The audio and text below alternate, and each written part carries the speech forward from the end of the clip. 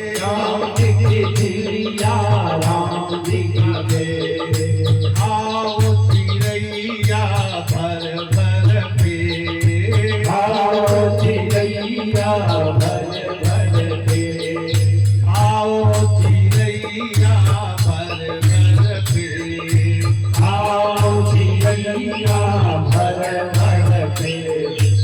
सुनो ध्यान देना, राम जी की चिड़िया राम जी का पेट।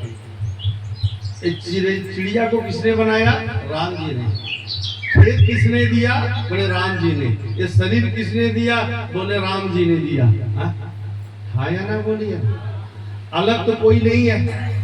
तो जड़ भरत ने कहा आओ चिड़ैया, आ जाओ जहां भी हो ना, आ जाओ, आ करके खाओ भर भर पेट। अच्छा खाओ भी और लेकर के भी जाओ। क्यों? क्योंकि आपके बच्चे भी आपका इंतजार कर रहे हैं। जब यहाँ जाना ना तो प्रसाद लेकर के जाओ और अपने भी खाओ, परिवार को भी पवाओ। यही चिड़ैया है, यही खेत है, यही प्रसाद।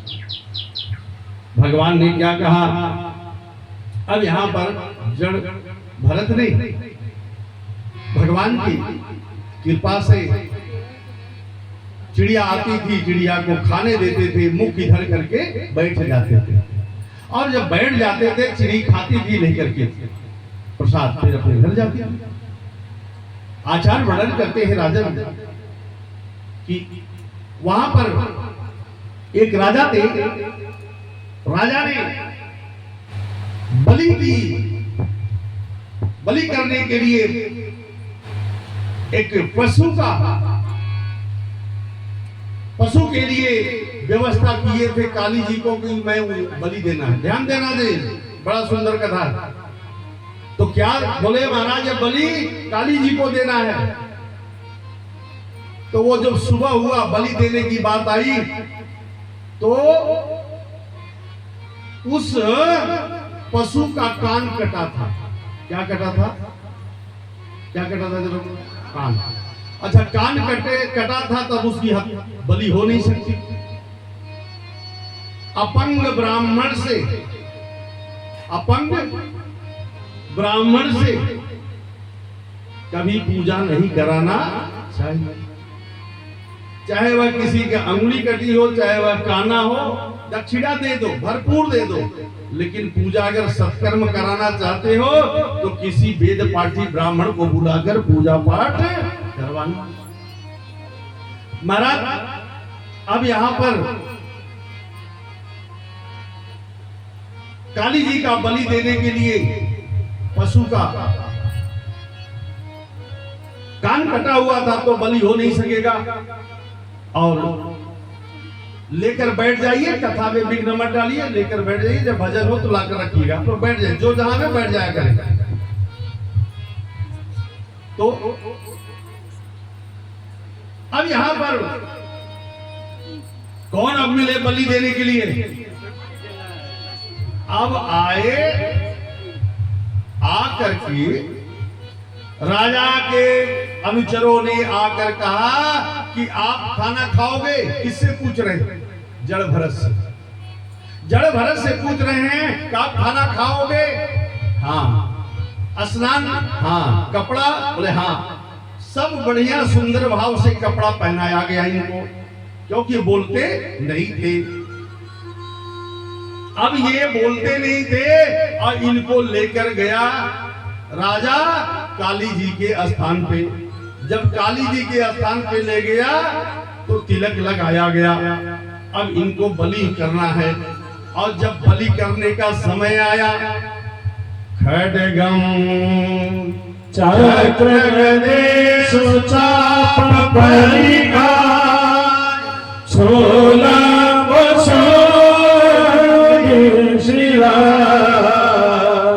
शंखा संदधते करे पुनर्गाओ शर्वांग भूषाहुता नीलाश्वादतिमाशपादशका शेवे महाकालिका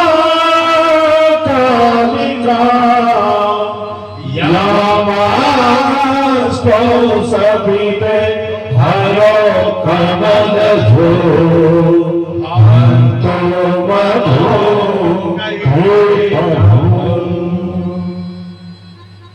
जैसे खप्पड़ निकाला, मारने के लिए, बलि देने के लिए तैयार हुआ। मेरे भाई बहन, श्रद्धा होनी चाहिए। मेरी कलकत्ते काली माता ने उस मूर्ति से निकल करके जो बलि दे रहा था, मेरी मैया ने उसी का बलि दे दिया। आचार्य वर्णन करते हैं, राजन, किसी जीव का बलि करने का किसी का अधिकार नहीं है। आप कहोगे कि मांस मां खाती है,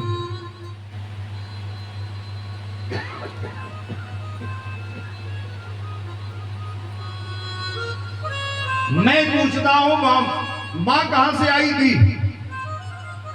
मां आई है भगवान भोलेनाथ सती महारानी के शरीर से अलग हुए 51 पीठ बना। क्या राम जी मांस खाते थे? माता जानकी मांस खाती थी? भगवान कृष्ण खाते थे? हाँ?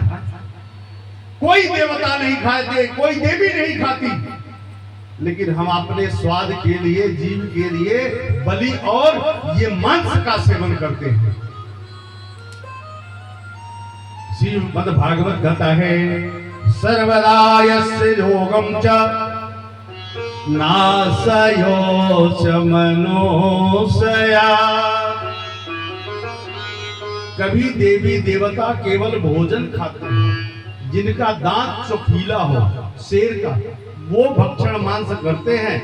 और मनुष्य के लिए सुंदर दांत दिए भगवान ने, तो चावल दाल खाने के लिए दिया।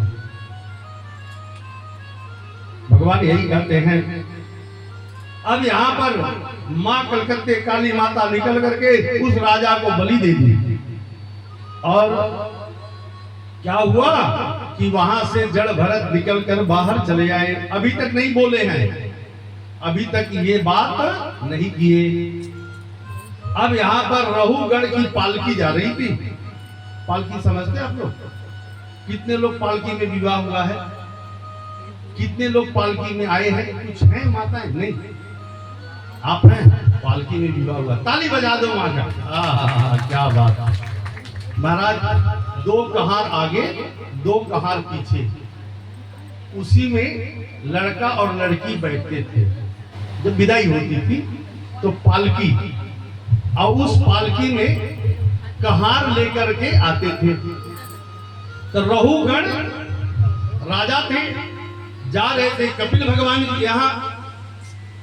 अब ये महाराज, एक कहार बीमार हो गया, एक कहार बीमार हो गया, तो रहुगण का पालकी उठावे कौन? तो ये पालकी उठाने के लिए जड़ भरत से कहा गया, भैया तू पालकी उठा दे। बोले हाँ हाँ।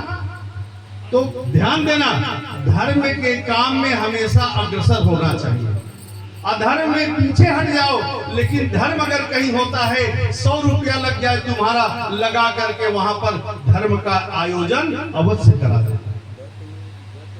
महाराज, इतने में क्या हुआ कि रहुगण